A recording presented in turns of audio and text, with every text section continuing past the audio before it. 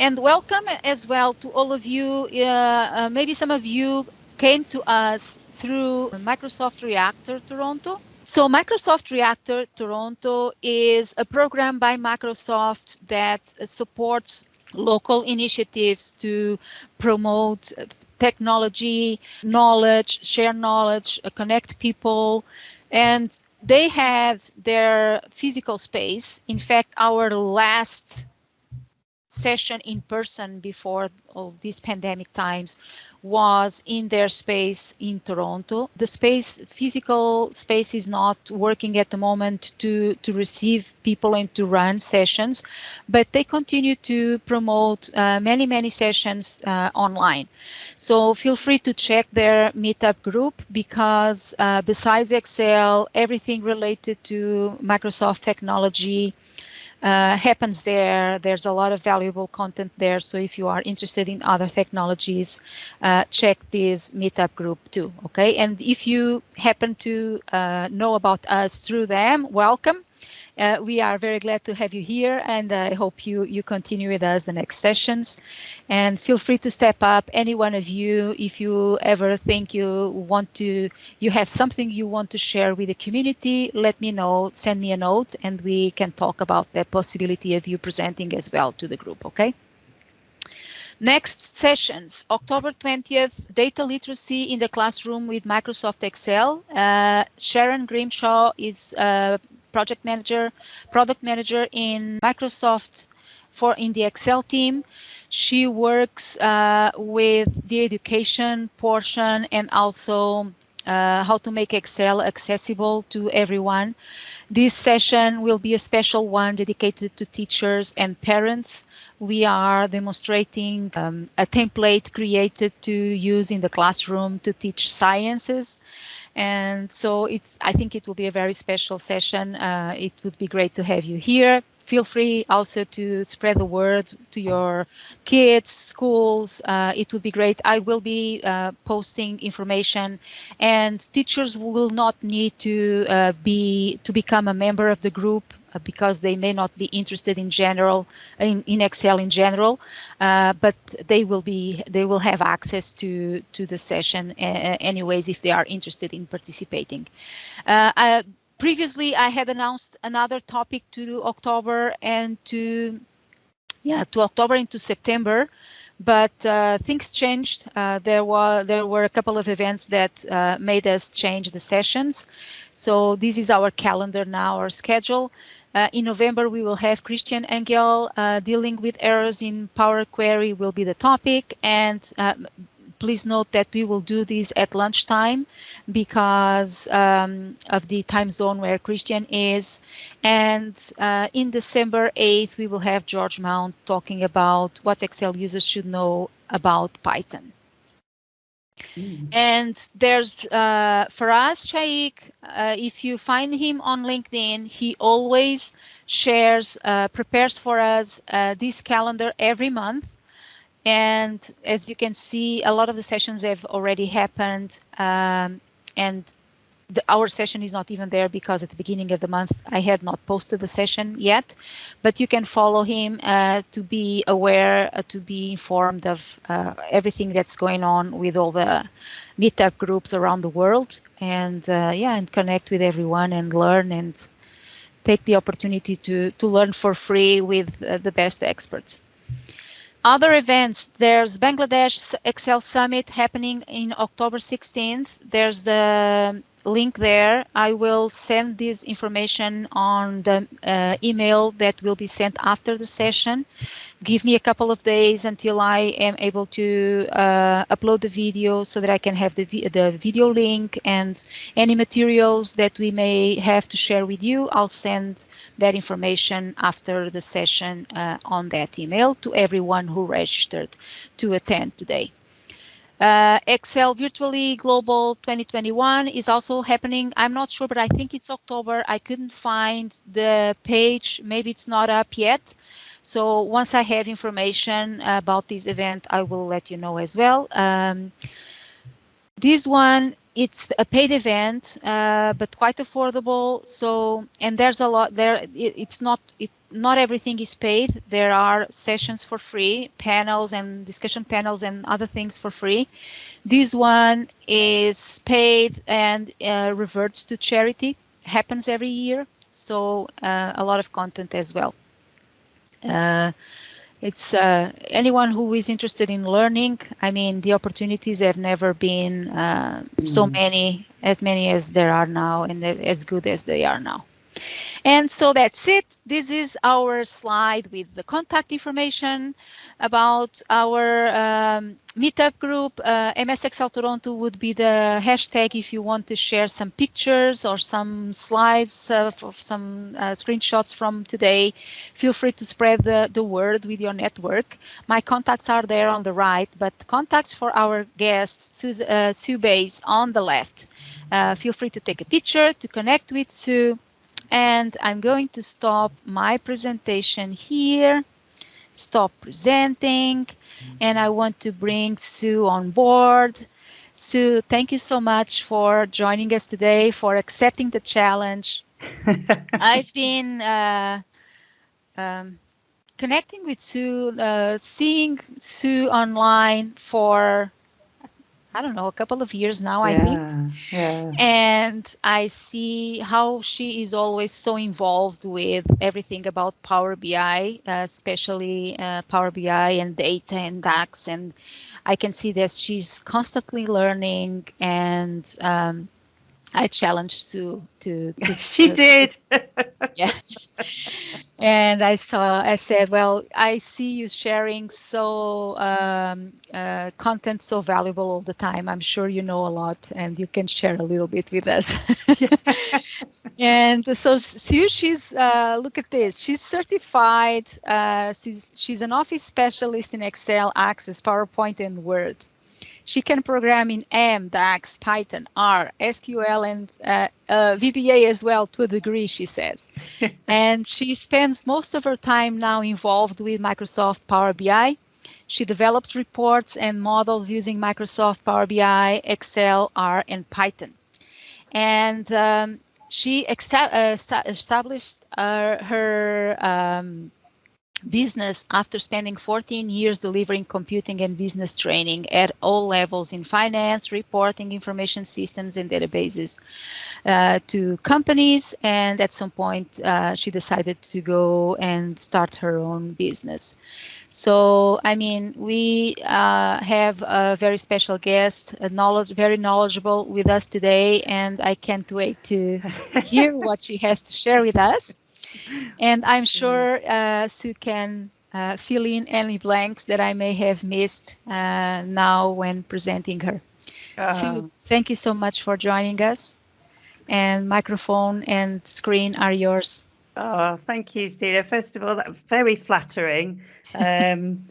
So I hope I live up to it. But Célia got me when I was on holiday. So yeah, I said, yeah, of course I will. I need to give back. And then I came back and I thought, what have I agreed to do?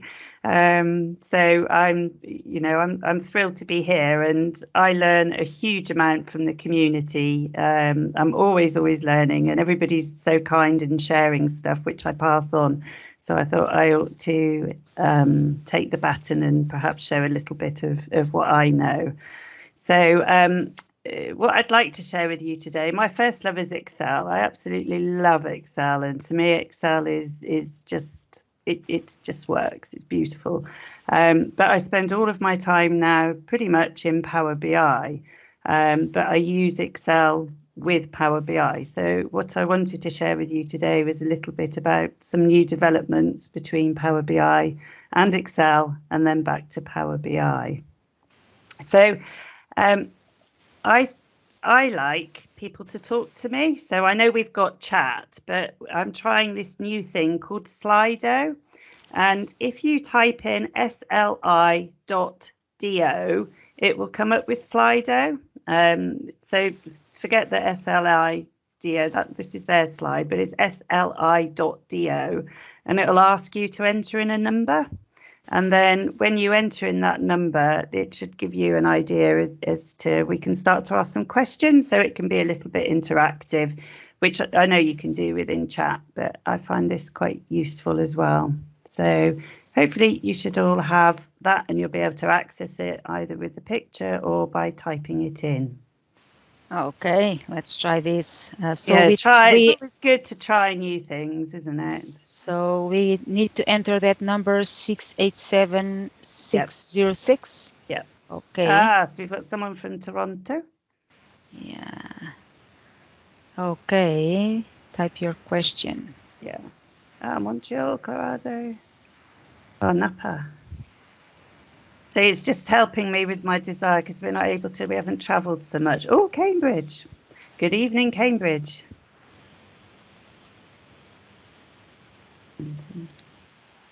Okay. And it's nice because we start getting kind of a word map there. Yes, definitely. It's very nice.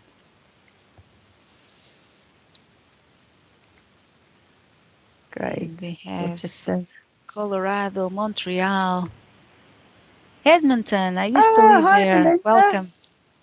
I think it's Will. Belinda. I saw him there somewhere at the beginning, just at a glance. Maryland, Montreal, Oakville. It's just outside Toronto as well, Oakville. Is Power BI more stable? I don't know about the... So, okay, yeah. So when you enter on Slido, you have two tabs, one that says Q&A and the other one that says polls. So if you can go to the one that says polls, then you will find Sue's questions for us. Yeah. And the one we have there now is, where are you joining us from today? So yeah, but I didn't see that right away either. I went to Q&A first. Yeah, cool. I'll talk about Power BI and more stable later on, so we can go back to the questions if that's okay. I find I don't have any problems with Power BI and stability. So is it more stable than Excel? You know, I can't comment, but I do find it just works for me. So next slide.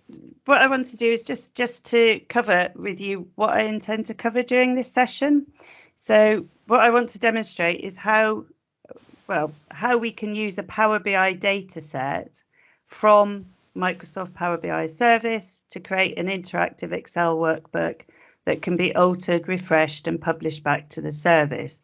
So because I'm taking the view that quite a few people may not have used Power BI, it would be good to explain to you what a Power BI data set is, what's the difference, what do we mean by a Power BI service, how you can then create an Excel workbook from a data set, how to republish it back to the service so that you can access it as an app if you wish, how to then access that Excel workbook, some of the limitations and caveats that you might want to consider, and then why I think this is really awesome and it's quite interesting.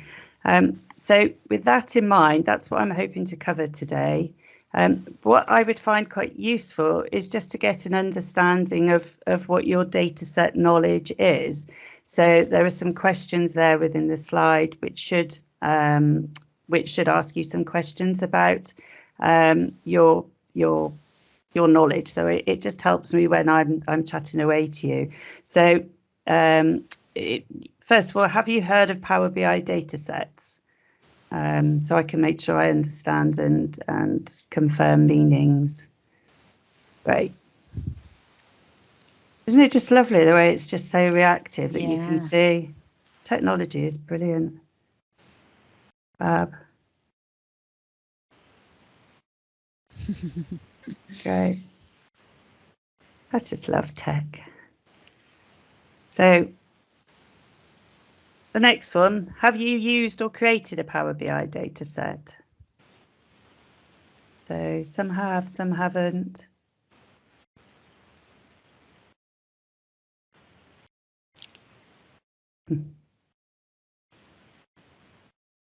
Yeah, I myself, I've heard of it, but I've never created one. You will be able to by the end. Hopefully, and have you created models using Power Pivot in Excel? That's an interesting one. Yeah, because I won't show it today, but you can create your model in Power Pivot and then use your model in Power Pivot to import straight into Power BI. So brilliant, thank you. Great. Yes, an advanced bunch, Brett. Brilliant. So keep me on my toes at this time of the evening for me. So what I'm going to do today is just show you a public Power BI report that I created using some public data, and within that I can give you a little bit of background on Power BI, some of the connectors, Power Query, how we create a model and the relationships that we use, how we transform it, publish it to the service. So you get a full picture of what a Power BI data set is and can use that to apply to your Excel knowledge.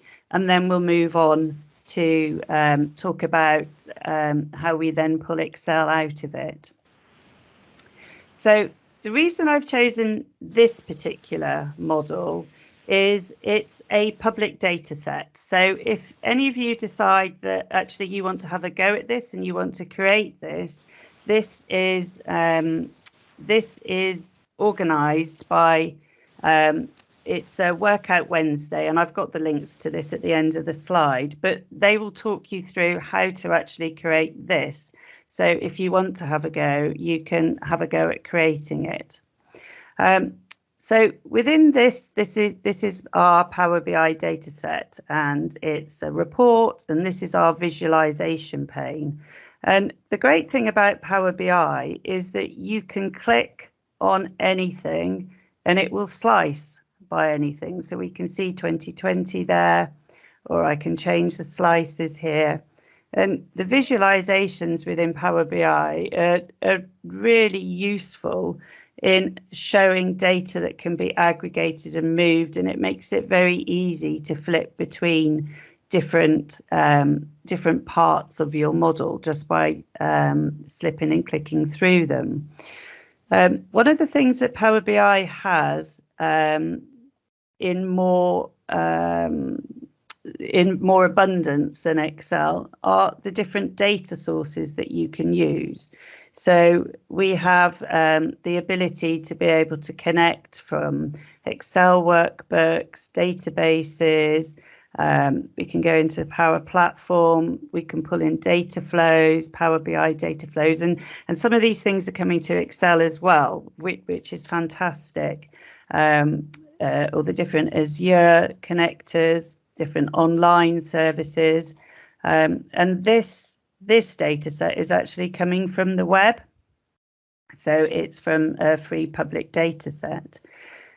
So there are two things that you use within Power BI. You have this report pane, and then underneath it, and you will recognize this, I'm sure, we have Power Query. So within Power Query, you'll see it's just by that little icon up there, you can see it's Microsoft Power BI Power Query, which is the same as you have within Excel. If you look at Excel, when you click on data, you can get data and launch Power Query Editor. And so you have this same ability to transform the Excel Power Query Editor within Excel as you do within Power BI, and you can actually copy and paste the queries from one to the other. So within Power Query, what I have done here is I've pulled in a JSON document from a government website, a government resource. So it's free public data, and I've converted it so that it then gives me these lovely tidy data sets where each column is a specific attribute, it's a specific thing. And this is the difference between Power BI and Excel. Within Excel, you have the freedom and the flexibility to place things all over the sheet or the workbook, whereas within Power BI, everything is based on tables, so it's very much table based. So we have here 3 different tables from Power BI. We've got a nice error there. So let me just close that. When it comes into Power BI, it comes from the tables into the report model. This is where we start to create our relationships in the same way that you create a Power Pivot model.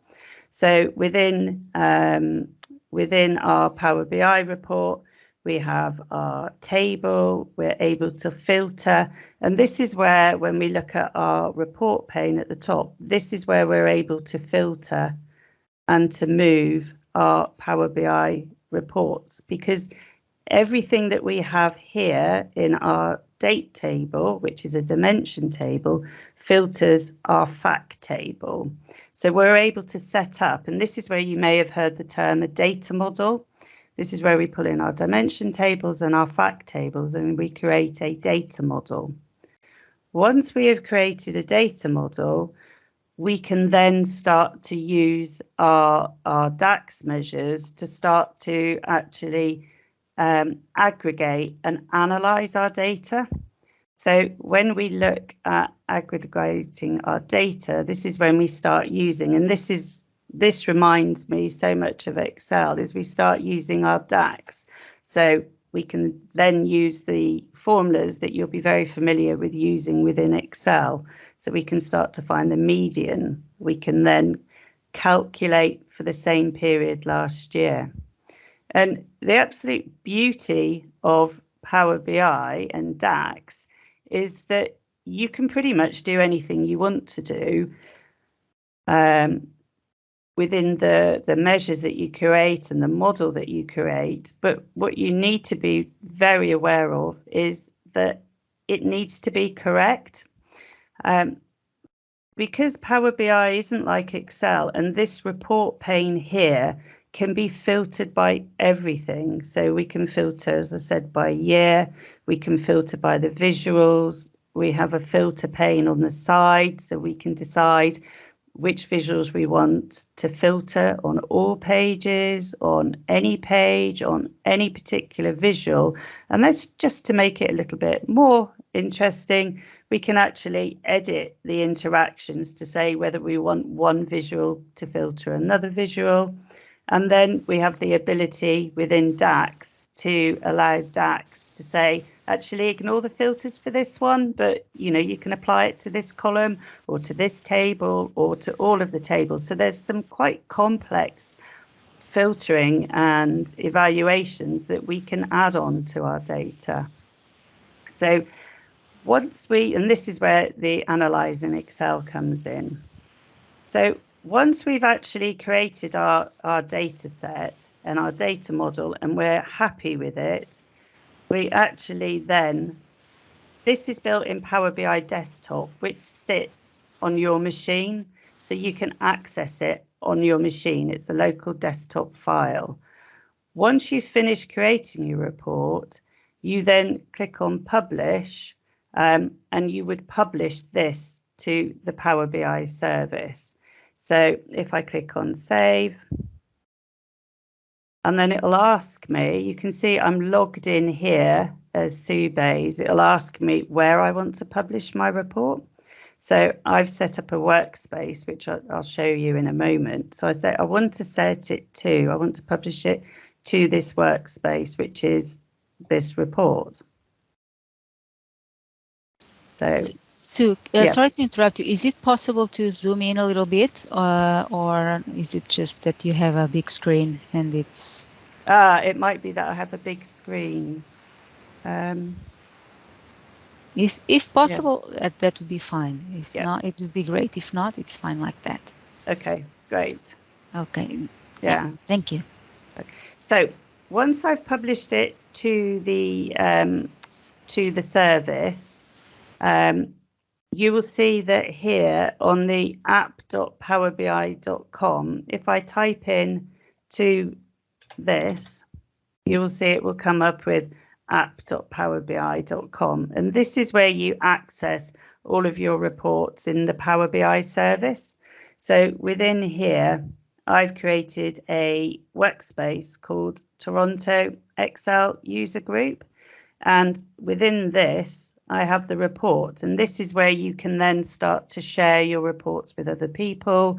You can create an app, which you can then embed into Teams, or to set a mobile version by using this particular report. So it's the same report, but it actually has this URL at the top. So this is where you can share your reports.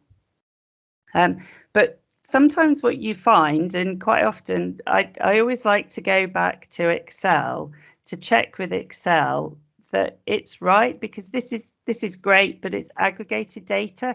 And sometimes what you want to be able to do is you really want to drill down into a pivot table or a table, just to really understand what these measures that you've created are doing, and are they doing what you want them to do? Because my DAX knowledge is good enough now that I can get it to give me an answer. It doesn't fail on me, but I also want to make sure it's the right answer. Power BI is the same as Excel. It does everything that you tell it to do, but it won't necessarily tell you that you're asking it to do the right thing you want it to do.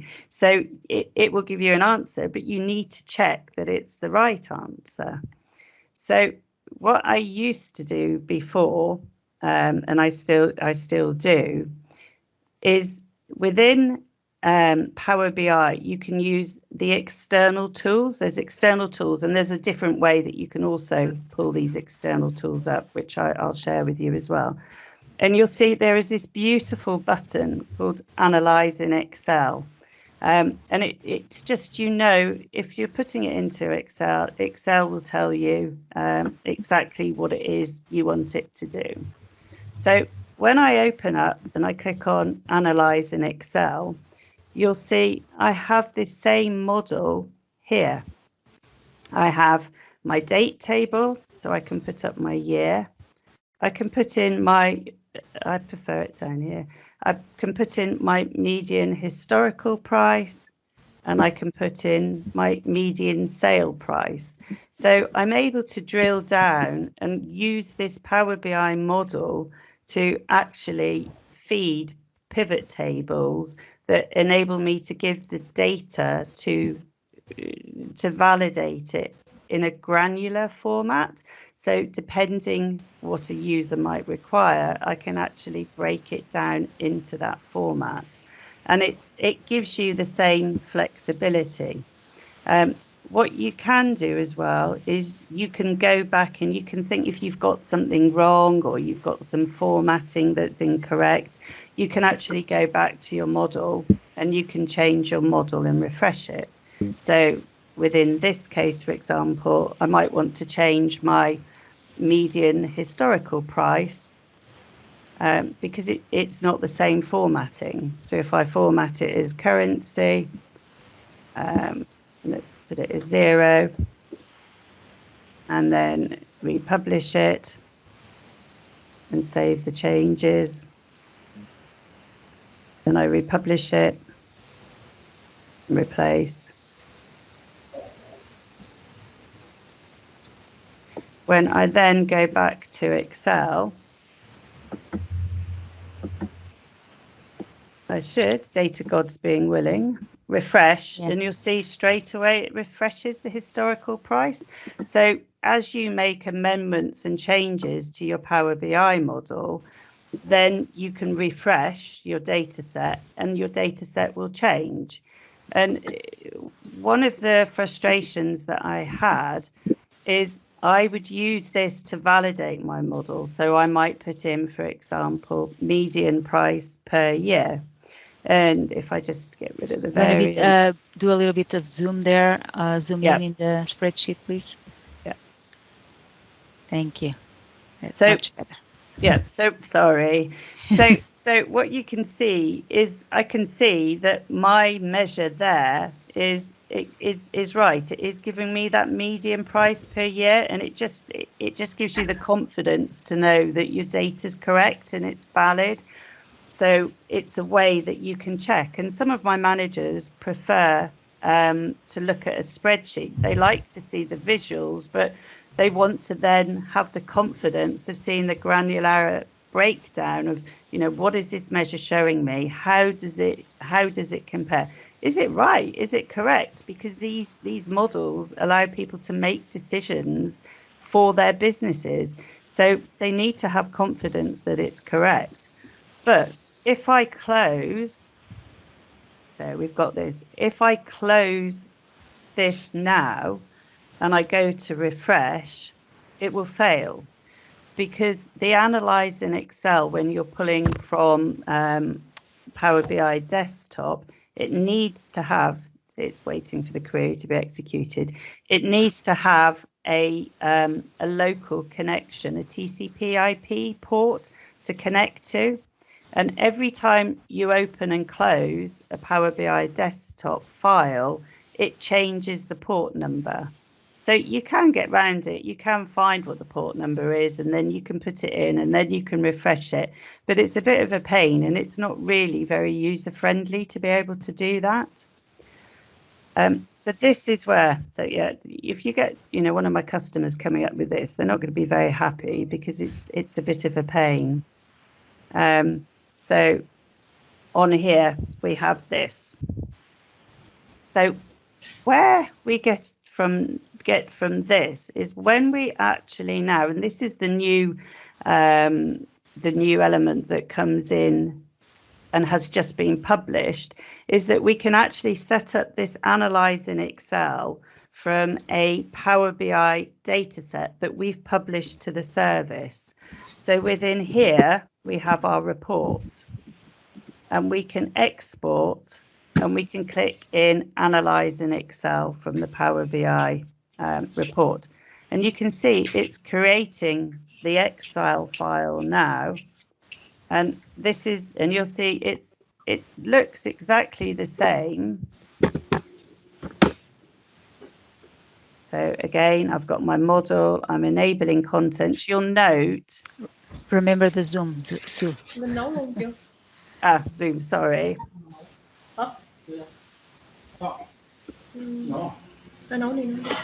I'm going to mute all because someone is unmuted.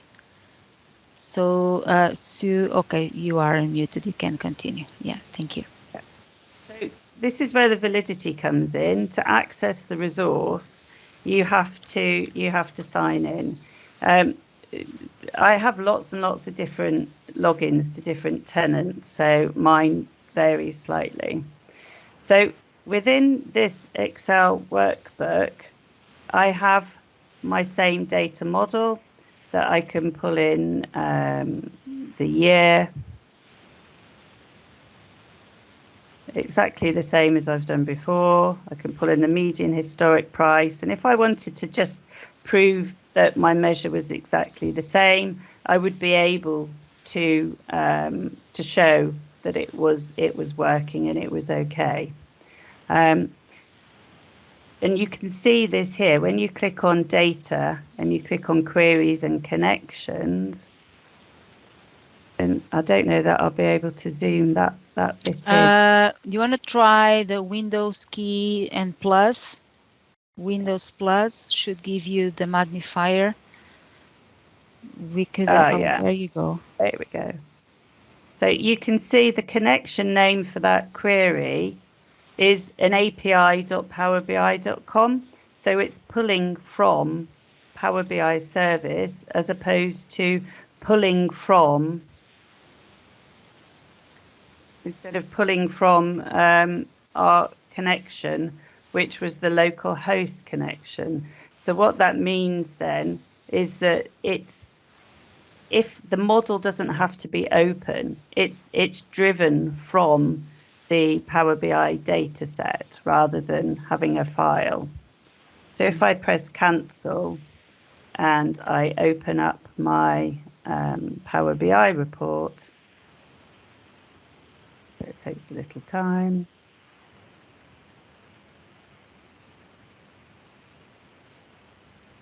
And we've got, I want to change my median historical previous year So this one, I want to actually change the formatting of it so that I can make it currency. So I can make it currency and change it to 0. And then I can publish it to the service.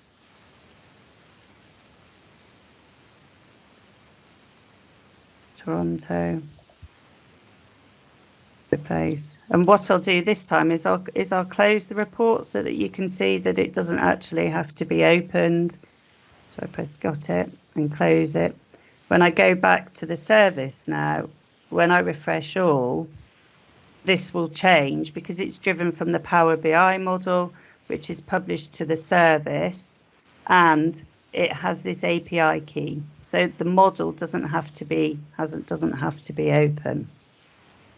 So once we actually have this is all very useful, but we might want to actually publish this so that someone that, we want to share it with the app that we create. So when we have this, you need to save it to a cloud-based service. So within here, I'm going to save it to my Meetups group. And it's called Time Intelligence. So you can see there's one I did earlier, and I'll close it. Now, if I pull up my Time Intelligence here, you'll see this is the file that I've saved it to.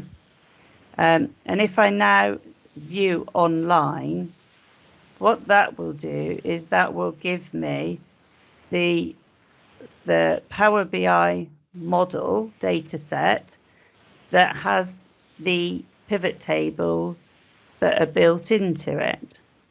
So once I have this code will allow me to add it to an app within Power BI.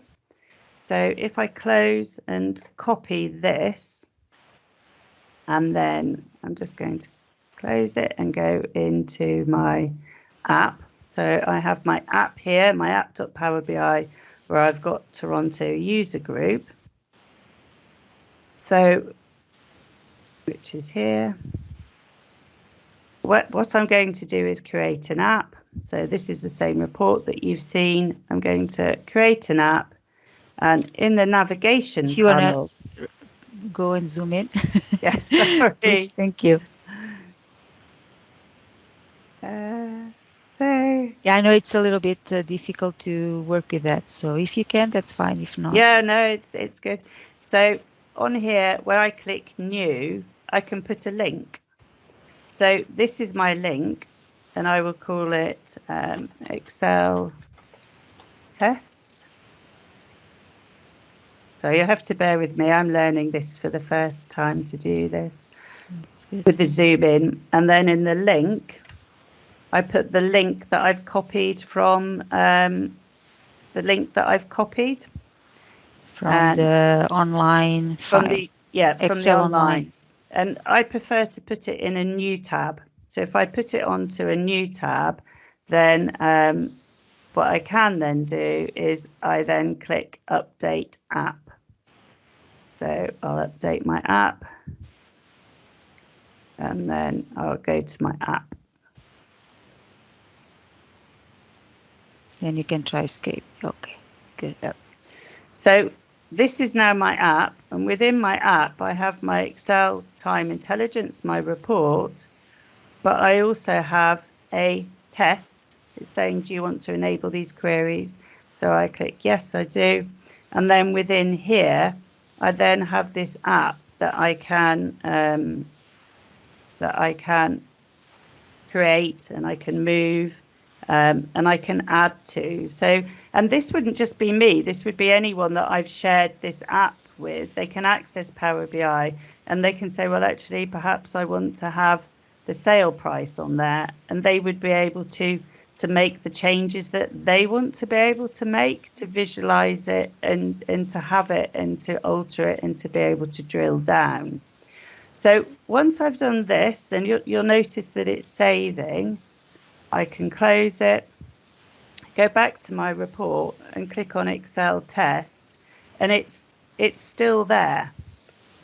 We can access it and it's linked. So anybody that is using my app or my files can actually log on to the report, but they can also click on a pivot table that that I may have set up, or that actually you might want to set up. Once you know how the data is put together, you'll be able to create your own reports from a data set that has been created for you. So you're able to use the Excel knowledge so that you can use your Excel knowledge to actually then enable Excel, your skills on pivot tables or cube functions or however you choose to use it, based on this one source of the truth.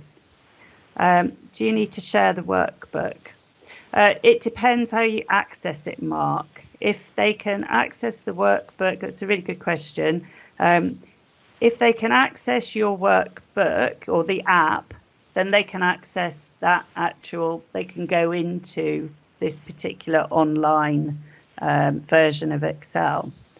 What I would suggest is it's useful when you're going to do some serious editing to download it from the cloud, but it still saves it back to the app within Power BI. So for example, one of the things I tend to do when I'm testing and validating is if I go back to my other one, so if I go back to this Excel test, I might think, well, this is great, but actually what I want to be able to do is I want to set up some tabs so that people can really see and understand how this data is put together, or they might want to do different things to it that aren't shown in the report. So what I tend to do is I tend to copy here, so that I would then create a different version of the model. But if you do it in the service, you'll notice that you just get numbers in, so it pastes it as a value. So if you want to, I'll just delete that. So if you want to do some editing, if you want to use the model, if you want to use different pages, then it's better that you open it in Excel. Once you open, Excel desktop, because it just gives you that much more functionality.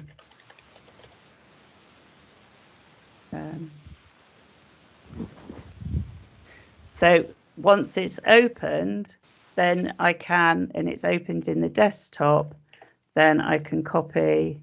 And I tend to just copy and paste, and then if I want to change things and move things, you can see I've got that week, which has still got my model there, and I've got that sheet, which has still got my model on the side.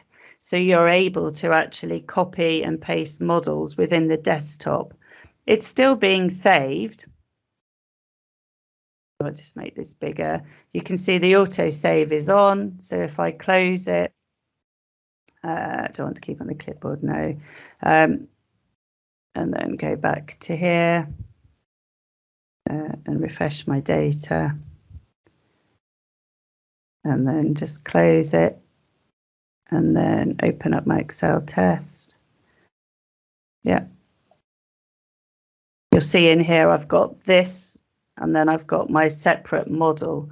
So I found that by actually downloading it and working on the desktop, if I want to do anything that has that is more complex, it's better to do it on the desktop than it is in the cloud. The other thing I found, going back to your question, Mark, is I tend to put a lot of my Power BI models in Teams because for some of my users, they're not really interested in Power BI. They actually just want to be able to access the report. So what you can do within Teams, if you have a channel within Teams, if I click on General, you can, if you click on the plus, you can add a Power BI app. So within here, if I click on my Toronto workspace and click on apps, put in Toronto, you'll see that the app comes up. So I've got this beautiful report that's based in Teams. People don't even know they're in Power BI. They can just access it. But along the pages, I don't have my Excel workbook as part of the app. But what I can do, if I save the Excel file, the online file, into the SharePoint site, I can pull it in to, it won't like it because I've already got one.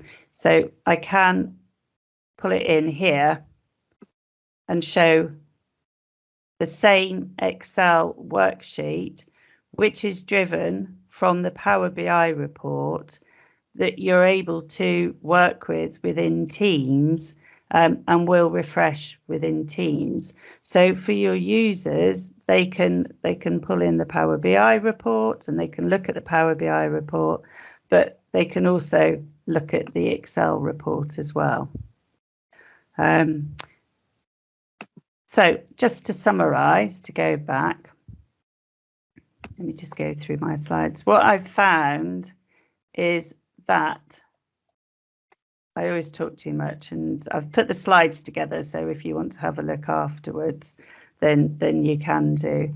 Within the caveats that I've found is that you need a Power BI Pro license, or you need to be part of a premium capacity group to be able to share Power BI reports. You can use it on your own, but when you start sharing with someone else, that's where the license kicks in. Any significant changes need to be made in the desktop. So if you're going to move things and you're going to change things, do it in the desktop and make sure you close the online file, because sometimes it has an issue when you're using it online and it's on the desktop and it doesn't know which one synchronizes. This goes to Christian's question. I put a relationship model in the diagram for my users. So what do I mean by that? On here, I put in a model so that people can understand how the data is flowing from one area to another. Because if you want to start building something and building your own reports based on a data model, you want to understand how the data model is put together.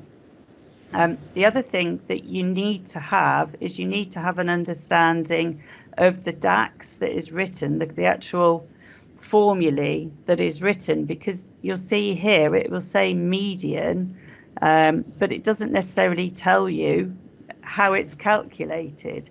So what we do have within Power BI, we have different tools that we can use to export all of the calculations that we've written. So it's useful to put that in so that people can understand how the measures have been driven and how they're put together. And then the final thing is, just from my knowledge, the app doesn't pull in the Excel link. And that sort of gives you an understanding of how we're able to move from a Power BI data set into Excel to validate, check, granular detail. Is it doing exactly what I want it to do? Is it right? Is it correct? And then push it back into the Power BI app so that people can then access it. Or again, if you don't want to put it as part of your app, you can save it in SharePoint or in OneDrive and embed it into Teams. So all the time you're allowing your users to have access, but you have this one golden data set, this one version of the truth, so that when people are adding things up, you're getting to the exciting stuff. The other thing as well, Mark and Christian, which I saw literally 2 hours ago, and I wanted to show you, but I hadn't got an example ready, is these tables now within Power BI, so as you create a table, and I'd heard about it, but I hadn't really quite grasped that, what it actually means, is you can set a table within Power BI to be a featured table. So you can choose, and I did try to get it work, but I ran out of time. So you can choose one of your fact tables or one of your dimension tables to be a featured table. And you think, oh, great, but what does that mean? Yes, perfect, Christian. Organizational types. So that when you're in Excel, and you'll know this more than me, you can. Have you used organizational types, anyone? I'd never really used them. So in here, this county is coming from my Power BI dataset. So if you have tables in Power BI and you make them a featured table, they can then feed your organizational data types, which just looks absolutely amazing. So from that, data types, it just gives you such flexibility to be able to use Power BI, Excel, back to Power BI. I think it depends upon your license, Christian, as to which version that you can use it with. And it's this integration that is happening all of the time. So with that in mind, I've covered a small element of something that's new that you can do with Excel and Power BI. But for those of you who are learning these things and thinking, these are some of the things you can watch to learn some more. As Célia says, I'm always learning things, and sometimes they stick and sometimes they don't, but I can always generally sometimes remember. I think I saw that somewhere, and it just helps when you've got a problem that you're trying to fix.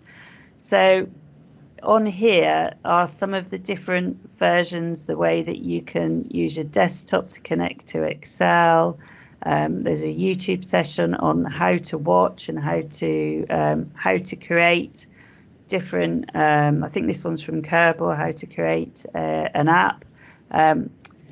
This one, Chris Webb is absolutely brilliant, and he's written a whole blog post about why he's excited about the new Power BI Excel integration. And so within it, it just gives you the different options that you can use for using a Power BI data set. You've got the cube functions, lots of different ways that you can actually use a data set within Excel. And we also have on here Radicad. Radicad is brilliant. There's about 4 different examples of how to use Excel and Power BI together. One of my favourites, SkillWave Training, again, absolutely brilliant about how to use Excel and Power BI. If you're interested in building and having a go at Power BI, this link will take you to a Workout Wednesday where they actually go through and explain how to build the report. Mark, Chris is brilliant, isn't he? He's just got so much knowledge. It's unbelievable. And then on here, how you can create the Excel feature tables, which is the bit that I saw today. I was just, oh my God. So anyway, I hope that this has been of use to you. And I hope at least I've taught and shared a little bit of my knowledge. So what I want. Sorry, Sue, I'm not sure It's if okay. I muted you. Okay. Yeah. Have you had enough, Célia? No. I was just trying to stop the noise, but I'm not sure where it's coming from. So hopefully what I've shown you is what a data set is, and that you have an understanding of what Power BI service is. how you can create an Excel workbook from a Power BI data set, how you can republish it back to Power BI service, how you can access the data set, and just a thought of some of the limitations and things that you need to consider. And hopefully you can see why I was really excited. And when Célia said, what can you show me? You do all of your learning. And I thought, oh, I've just seen this one and it might be perfect for your group. Yeah, so that's great. Thank you, Sue. Yeah, it's just amazing. Mark was asking how can we keep up with all these amazing possibilities, and I was saying I have quit a long time to try to keep up. I just try to absorb whatever I can when I can, and sometimes I end up being able to apply it when the opportunity comes, and it's just good. That's why I like these sessions, is because it allows us to stop for a little bit and take the time to just enjoy what's being presented, and at some point we will be able to use it maybe. It's very difficult to keep up with all the new things, both in Power BI and Excel. They are putting out there new things so often. So they really are, and it's there's echo. I've got zone out. Oh, it's making a funny noise. Try to mute and then unmute. Okay. Oh, that's good. Now. Yeah. It's. I think you have to really love what you do to keep up to date. So thank you, everyone. It was my first meetup presentation, so. You are approved. Yeah, I am approved. You can keep up, continue. So you passed the test, Sue. I passed the test, thank you.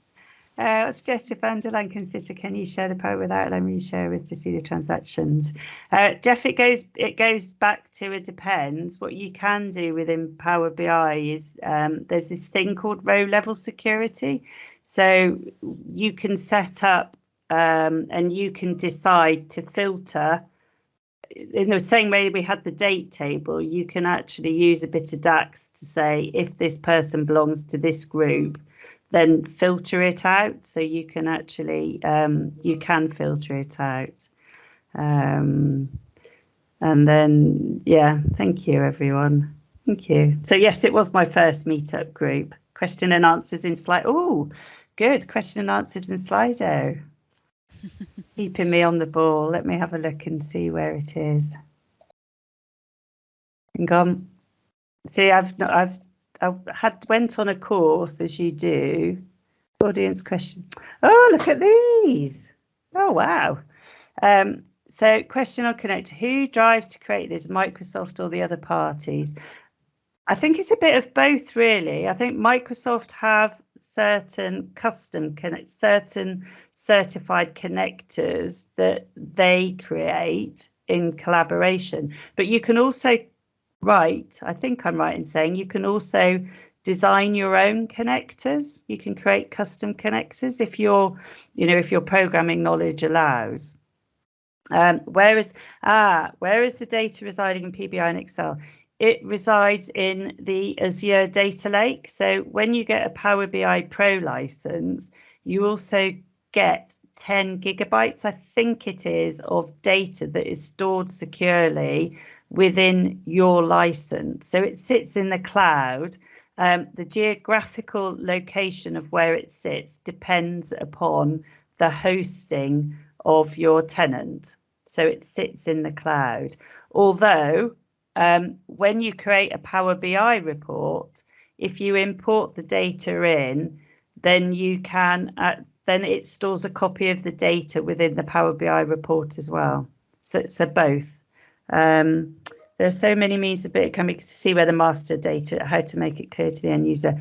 I think that depends upon your documentation and training. And what I always do is I create a video. Quite often it's to remind me of what I've done, because I've created a report, given it to the user. Oh, hi, Donald. Given it to the user, and then I forget. So I always tend to do create my documentation, but I also do a video to explain it so that people can then play it back. And of course, you could put that in a link that you can then have embedded within your report. Yeah, so I would use row level security to do that. For a newbie, what's the starting point? I would probably, in my personal opinion, if you are coming to Power BI from Excel, I would use SkillWave training, because Ken and Miguel are business users and they're Excel users, and they explain it in a way that makes sense to an Excel person. For me personally, half of me is Excel, half of me is database. The other half of me that is database and programming likes SQL BI, but I like SkillWave, and then I go into SQL BI. So as a beginner, I would go for Ken. He's just brilliant at explaining things. What's the performance of cube functions like? Yeah, they're just brilliant, aren't they, Brent? They're just fab. What's the performance of cube functions like? I haven't used them, but Célia and I were chatting about it before, and she was saying that she thought it was a bit slow. It can be quite slow and complicated. The other thing that, not slow and complicated, but it can be, you can have performance issues sometimes, can't you, Célia, if you've got too many? With Excel, if you are aggregating data, and depending on how we build the queries, sometimes and if you are dealing with a lot of data, of course, big sets of data. I've only used them a couple of times, but not a huge amount. The other thing that Ken and Miguel have with SkillWave is they have Matt Allington, and he is brilliant at DAX. He just explains it in a really nice way, because when you start with Power BI, you have M and Power Query, which transforms and models your data. And then once you've got your data modeled, you then write DAX queries, which is a different language. So you use the two languages. And I didn't know that when I first started. I was Googling how to do something, and I was like, well, it says to do this. And then I was trying to do it, and it just didn't work. So it was, an EDX, actually. EDX, yeah, Matt's brilliant. EDX do free online courses, and that's why I stopped teaching, because I just thought, I love doing this, and I was teaching it, and I thought I want to do it full time. So, can you let me find the EDX. Yeah, it's let me see it. Funny if it's analyzing and visualizing data with Excel. Let me just pop it in here. It's brilliant. It's 6 weeks, 2 to 4 hours a week, and I think that was the first one that I did. Yeah, it's with the Mandarin Wheel. It's just really, really good. And they've got a Power BI one as well. So I would say they're really good. There are some amazing. I don't teach Power BI. I work with businesses, and I mentor people on their data and their Power BI. So because there are so many fantastic resources out there, and I've forgotten what I needed to learn to start with. So I always signpost people, and then I work with them on their specific data, because these courses are great and they show you what to do. But real life is that, especially if you're dealing with legacy data, it's messy, messy, messy, messy. And 80% of my time is dealing with messy data. And it can be quite daunting when you go from a structured CSV file into messy data. So I tend to work with people, helping them and supporting them in their role, which is challenging but fun. Yeah, Rob Colley's brilliant as well. He was my first book I read. I think I've read it about 3 times back to back. But,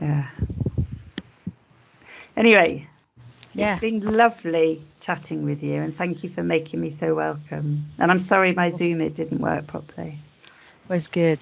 No complaints. Only me complaining about it because I'm getting old and I cannot see. Yeah. Well, that's why I've got a big screen, but yeah, I should have thought that. Yeah, but then I was back. watching from a small device, and then your big screen gets condensed. But I've had this issue other times, and we tested with PowerPoint sharing the screen, and I should have asked you to test with Excel and Power BI, and I didn't do that. I forgot. We tested just PowerPoint. Yeah. So that's why, and then it was too late to install Zoom it or to try that. But I should have thought, and I should have said it's a good learning curve for me. Yeah, Ben is brilliant as well. Someone else is saying Ben, he's so knowledgeable. There are some amazing people out there. And Imke Feldman, is it Feldman? I don't know if I'm pronounced, but she's just, yeah, me too, Mark. And I'm still struggling. Anyway. Okay. Any other questions? It's nice to have this relaxed conversation, and people are sharing their tips about learning resources, which is great. I can gather some of those and send on the Danielle. On the email after. Oh, there's Danielle there. Thank you so much, Danielle, for joining us. Okay. Do you want to stop sharing your screen maybe now? Oh, yeah, that's a good idea. Yeah, if anyone else wants to turn on their cameras, feel free to do so. Yeah. And we're just about to wrap up. If there are any, if you want to ask a question live, voice, feel free, or make any comment. And thank you everyone for joining us. It is great to be back after that break over the summer. Summer is over. That's a bit sad, but I know. Danielle looks all summery there. She looks all summer sunshine, and thank you, Mira. I'm going to stop the recording. And again, thank you, Sue. I'm not stopping the session, but I'm stopping the recording for YouTube. It's just finishing. Thank you everyone for joining us, and feel free to also leave the comments under the video on YouTube if you are watching from there later. No problem.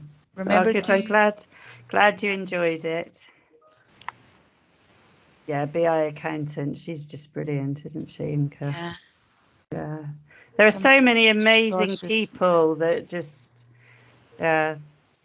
really you aspire to be. I think that's why I sort of feel a bit daunted sometimes about, offering to talk, because I just think everybody else knows so much more.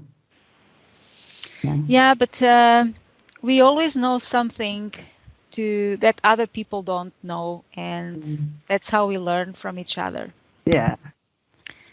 I prevented myself from starting my YouTube channel or presenting exactly under that same idea that a lot of other people knew much more than I do. But the thing is, they are busy. They cannot be everywhere. Yeah. So if each one of us does their little bit and shares something with someone else, whoever has the chance to be in the same place as we are at the same time, maybe we are helping some of those people with what we are sharing.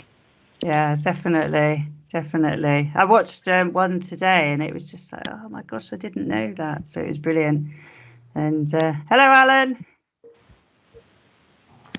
He's my red wine buddy from from when we were able to go to conferences. Good times. Yeah. Oh, it's lovely to see you all. I hope you find it enjoyable. Alan is getting back to in-person sessions with his London Meetup group. Some of the sessions are online, are in person now, right, Alan? Yeah. Yeah. Are they? Mine. Yeah. Yay! Yay! I have to come up to London.